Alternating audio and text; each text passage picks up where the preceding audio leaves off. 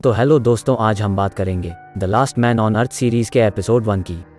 तो कहानी की शुरुआत एक रहस्यमयी वायरस से होती है जो हर इंसान को खत्म कर देता है, पर फिलिप मिलर पृथ्वी पर एक अंतिम इंसान बचा हुआ व्यक्ति है। वह पिछले 1 साल से अकेला रह रहा है और अधिक लोगों की तलाश के लिए अमेरिका घूम रहा है। वह हर एक राज्य में जाता है और खाली शहरों को मार्क करता है और संग्रहालयों से कलाकृतियां और महंगी पेंटिंग चुराता है। इंसानों को खोजने के असफल मिशन के बाद फिलिप अपने शहर टक्सन लौटने का फैसला करता है। फिर भी वह आखिरी प्रयास के रूप में वह हर बिलबोर्ड पर अलाइव इन टक्सन लिखता है। टक्सन में वह अपने लिए सबसे बड़ा घर चुनता है और उसे अपना नया घर घोषित करता है। और वह अगले कुछ दिन सभी प्रसिद्ध चित्रों, व्हाइट हाउस की एक चटाई, अपनी एक तस्वीर और अन्य वस्तु सजाने में बिताता है। लेकिन हर दिन सोने से पहले फिलिप हाथ की लकीरें घिसने के लिए भगवान से माफी मांगता है और चाहता है कि वह मृत्यु से पहले कम से कम एक लड़की से मिलवा दे। अगले दिन ऐसी ढेरों कारें हैं जिनका इस्तेमाल वह ड्राइव करने के लिए कर सकता है। वह अपने अंडरवियर में किराने की दुकान पर जाता है और बंदूक का उपयोग करके कांच फोड़ता है। केवल 1 साल में वह इंसानी रवैये को पूरी तरह से भूल गया है, क्योंकि उसे सबक सिखाने वाला कोई नहीं है।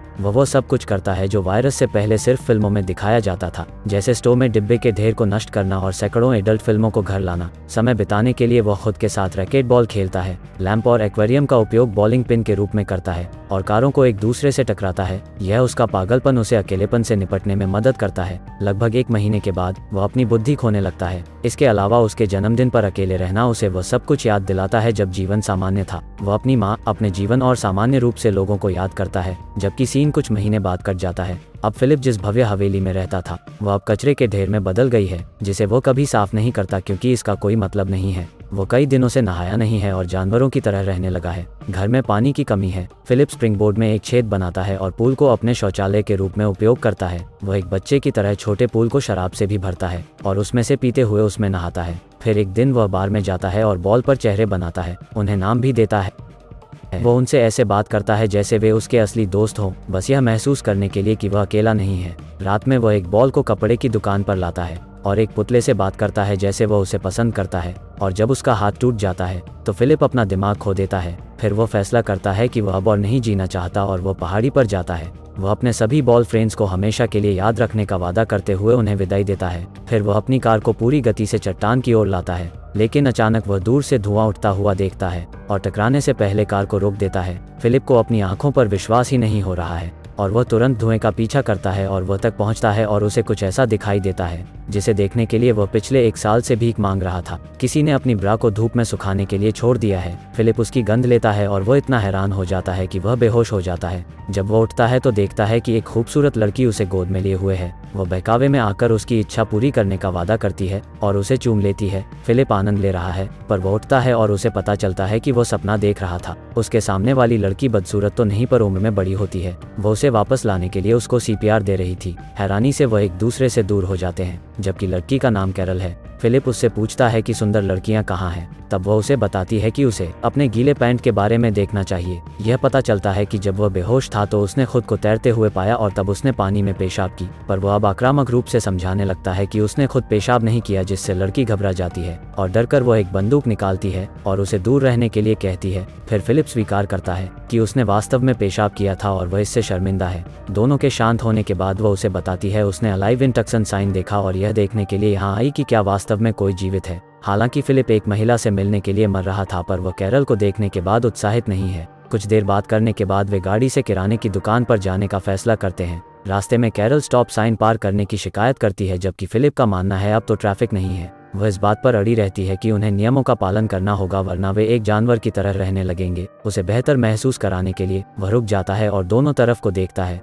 यह बताता है कि कोई भी सड़क पार नहीं कर रहा है। जब वे किराने की दुकान पर आते हैं तो फिलिप पार्क में विकलांग लोगों की जगह पर गाड़ी लगाता है, तो कैरल उससे फिर से बहस करती है, पर फिलिप जोर देकर कहते हैं कि विकलांग लोगों के पास अपनी कार पार्क करने के लिए बहुत सारी जगह है। जब कैरल अभी भी उसे कहीं और पार्क करने का आग्रह करती है तो वो गाड़ी को स्टोव में घुसा देता है। उसके बाद वो घर आते हैं और कैरल उसके रहने के तरीके से नफरत करती है। उसके पास 2 स्विमिंग पूल हैं, एक में उसका पॉटी और दूसरे में कचरा भरा है। तब कैरल ने उस पर पेंटिंग चुराने का भी आरोप लगाया, हालांकि उन्हें पता है कि वह अब किसी की नहीं है। घर के दौरे के अंत तक फिलिप उसे अपने टेंट में वापस जाने के लिए कहता है, अगली सुबह फिलिप कैरल को उसकी घर की सफाई करते हुए दिखती है। वह उसे दुकान से सफाई का सामान लेने के लिए उकसाती है क्योंकि उसे इंसानों की तरह जीना शुरू करना पड़ेगा। रात में फिलिप अपने बॉयफ्रेंड्स के पास जाता है और कैरल के बारे में शिकायत करता है। उसे ऐसा लगता है कि वे एक विवाहित जोड़े हैं जिन्हें तलाक लेने की सख्त ज़रूरत है। अगली सुबह वह रहने के लिए बगल के घर में आती है। वह उसे दूर भगाने की कोशिश करता है लेकिन कैरल जिद्दी है और एक जवाब के रूप में फिर फिलिप अपनी पैंट उतार देता है।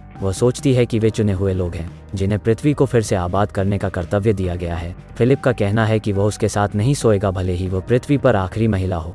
अगले सीन में जब कैरल उसके पास आती है तो वह अपने शौचालय में होता है। वह चाहती है कि वह उनके घर में पानी लाने का कोई रास्ता खोजे जिससे फिर वे टमाटर और अन्य फल उगा सकते हैं। जब वह मदद करने से इनकार करता है तो वह उसे ताजे टमाटर खाकर उकसाने की कोशिश करती है लेकिन उसे कोई फर्क नहीं पड़ता। हालांकि जब अंधेरा हो जाता है तो वह उसके बगीचे में घुस जाता है और उसकी सारी सब्जियां खाता है। अगली सुबह कैरल उसके दरवाजे पर दस्तक देती है और उसे टमाटर से भीगा हुआ पाती है, पर फिलिप अब भी दावा करता है कि उसने उन्हें चुराया नहीं है और वह देखता है कि मैनहोल से अपने घर में पानी लाने की कोशिश करते समय कैरल के पैर में चोट लगी है। कुछ दिनों बाद वह एक सभ्य इंसान की तरह जीने की कोशिश करना छोड़ देती है। फिलिप उसे उसके स्विमिंग पूल में शौचालय की नकल करते हुए पाता है। कैरल सोचती है कि उन दोनों का जीवन में कोई उद्देश्य नहीं है, वे किसी भी तरह से एक संपूर्ण मानव निर्माण करने में सक्षम नहीं हैं, जबकि वे अपनी $1 मिलियन की हवेली में शौचालय की व्यवस्था भी नहीं कर सकते हैं। तब वह फिलिप को बहुत बुरा महसूस कराती है, इसलिए वह शहर की पानी की टंकी के पास जाता है और कैरल के बगीचे में पानी लाने का रास्ता बनाता है। वह अंत में उसे देखकर खुश होती है और उसे रात के खाने पर आमंत्रित करती है।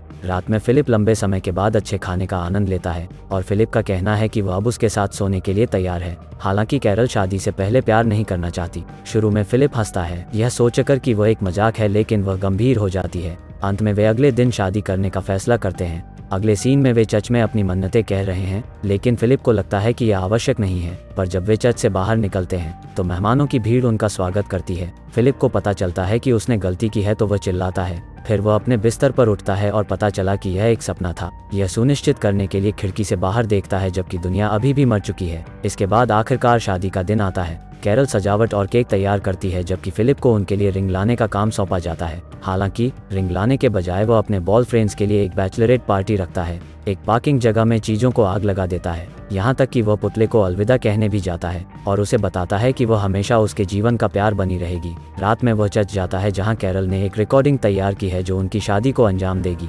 अंत में रिंग पहनने का समय आ गया है तो वह रिंग लाया ही नहीं था। तब उसे पता चलता है कि वह अकेली है जो प्रयास कर रही है और वह वहां से चली जाती है। बाद में फिलिप उसके घर आता है, उससे बात करने की कोशिश करता है लेकिन वह कोई जवाब नहीं देती, इसलिए वह सामने के दरवाजे को हथौड़े से तोड़ता है और घर में आता है। उसे सरप्राइज करने के लिए उसने वास्तव में इसे सजाने का प्रयास किया है। उसने उनके लिए एक केक भी तैयार किया है। उसने जो किया उसके बारे में उसे बहुत बुरा लगता है और वह उससे माफ़ी मांगता है। वह यह भी बताता है कि वह वास्तव में उसके पकाए खाने को पसंद नहीं करता है, लेकिन फिर भी उसे खुशी है कि वह साथ में मौजूद है क्योंकि उसके बिना वह अभी जीवित नहीं होता। इतना कहने के बाद फिलिप उसे बाहर लाता है और वे एक गहने की दुकान पर जाते हैं जहां कैरल को अपनी पसंद की सभी रिंग मिलती हैं। वे अंत में शादी को अंजाम देते हैं। रात में दोनों प्यार करते हैं लेकिन कैरल रात भर बात करना बंद नहीं करती। अगली सुबह वह उसे अपने घर में रैकेट बॉल खेलते हुए पाती है। फिलिप को लगता है कि वह उसे फिर से सताने जा रही है, लेकिन वह उस खेल में शामिल होती है, जिसके बाद वे दिन का आनंद अग्निरोधक सूट बनाते हैं और एक दूसरे को आग लगाते हैं। बियर के डिब्बे पर बुलडोजर चलाते हैं और फिलिप की पूर्व प्रेमिका से मिलने जाते हैं। उसके पति पर ट्राई मारने के लिए कैरल उसे पीटने लगती है। पहली बार फिलिप खुश है कि उसने उससे शादी की और सोचता है कि उनका जीवन अब बेहतर हो सकता है।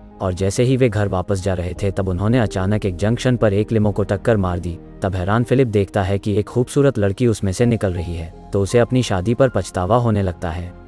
और इसी के साथ एपिसोड 1 खत्म होती है। अगर हो सके तो वीडियो को लाइक करें और चैनल को सब्सक्राइब। मिलते हैं किसी और वीडियो में। Thank you.